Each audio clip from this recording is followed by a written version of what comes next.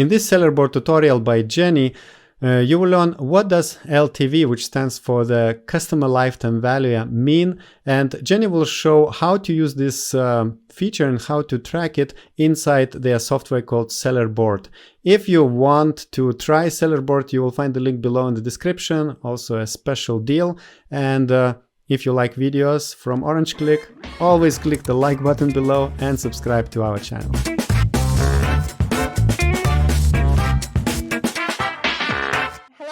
My name is Jenny. I am from SELLERBOARD. Welcome to Orange Klik. SELLERBOARD is an accurate profit analytics service with additional tools such as follow-up email campaigns, inventory management, reimbursement for lost and damaged stock, and other FBA errors, as well as the PPC optimizer and listing change alerts.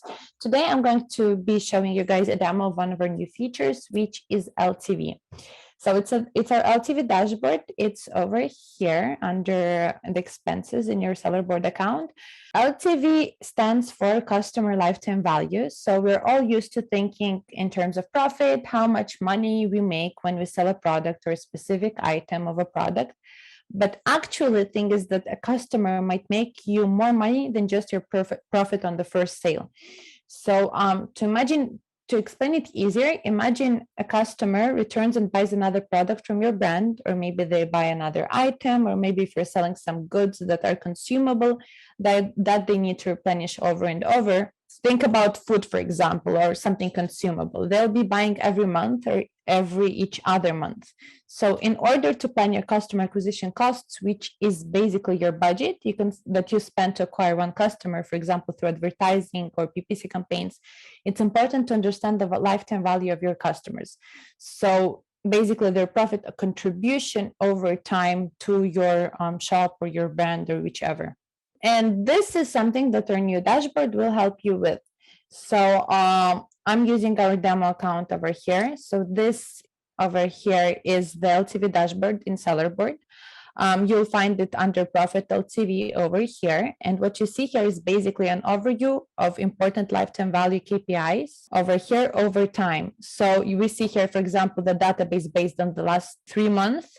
And we see the parameters over here. Here's the accumulated sales per buyer, the accumulated sales per buyer in units, and accumulated orders per buyer in an amount. This is calculated over the last 3 months, but you can also see the same KPIs over the last 6, 12, and 24 months. By the way, at the bottom over here, I'll scroll down a bit. You can see the same parameters, but by product, similar to what we have in our profit dashboard above over here. So let's talk about this. So what we have here, let's use the corrugated box as an example. So what we see here is we see the price of 14.99 of this corrugated box. So in the last 3 months, an average customer has spent 17.26 on this box. This might have 2 reasons. Either they came back and bought this product again, or they just typically ordered 2 boxes. So this is a demo product and the numbers don't really have to be making any sense. What about the next number here? So this is the number that the customer spent over the last 6 months on the same corrugated box. And as you can see, the number here is smaller than this one. By the way, these are accumulated numbers, and the number in the last 6 months actually includes the data from the last 3 months. So this is kind of important for you to know. So when you see the change over time, as you see here, it's less than it's here and over here. This typically means that if the number increases, that in the last 3 months you had more customers who returned and bought another product or who bought multiple items.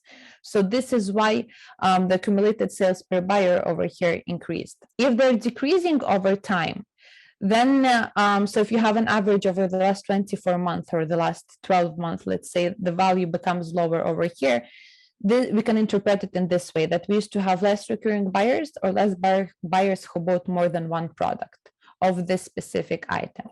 So an average, once again, the product cost $14.99. An average customer during the last 3 months has spent 17.26 on the product. Either they returned and bought the same product, or they just bought a few units of the product itself.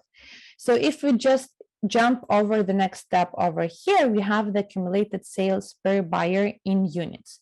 It's basically the same kind of example that I just explained previously. So we have the same corrugated box, it's 14.99, and in the last 3 months, an average customer has bought 1.60 units of this box. So this might be because they're returning customer, but this also might be because they just bought 2 boxes at a time. And as you see, in the last 3 months, the customer has bought 1.38 units of this item, and in the last 12, we have 1.30 and 1.18.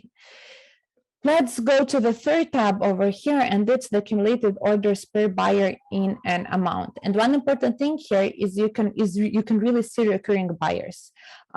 You won't be able to see higher numbers in this table because everywhere here is just simply written 1, but I'll try to explain it easier. This is a demo account with fake numbers. You cannot really see here recurring buyers, but their orders that are on average. So as you see that an average customer has spent around an average 1 quarter of this jewelry packaging box during the last 3 months.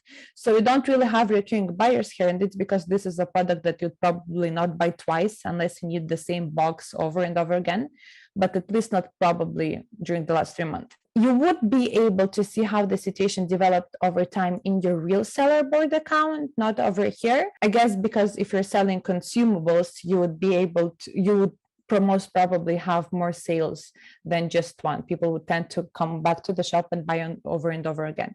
But here we have a very simple example that just shows one. Just as mentioned, because you wouldn't probably be buying the same card box every week or every 2 weeks, and they're filled with ones. But if you check out your real seller board dashboard, you'll most probably see different numbers. So at the top here over here, we can see aggregated numbers. So this is basically the same that I explained to you per product, or aggregated on the account level, but you can also filter all these data by brands, or by products, or by marketplaces, as well as the time period over here. You can use one of the templates, or you can custom range, and you can just click apply, and the data for the specified KPIs will be shown.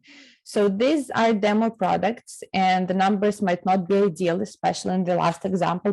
Probably you will have some larger values that are higher than the ones I showed, because I would assume that an average product has more recurring buyers over time.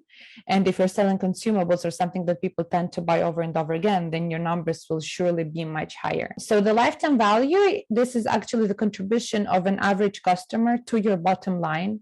You can view these numbers over here, just as shown on the examples here per product. It's also the contribution to your sales, but in the end, also to your bottom line over their whole lifetime as a customer.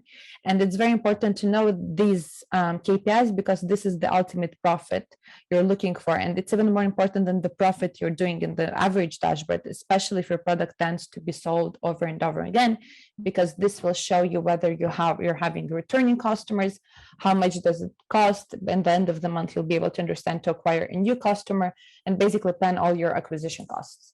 So this was LTV. I hope you enjoyed it. You are welcome. We'll be very happy if you try it if you try out SellerBoard and try out the LTV feature in your SellerBoard account. So that's it for now. Have a good day.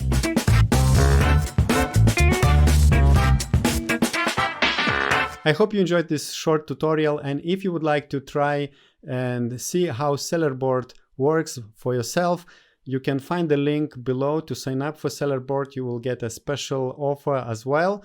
And now I would like to invite you to watch other video with SellerBoard, where you can learn more about what they do and how it can help your Amazon business.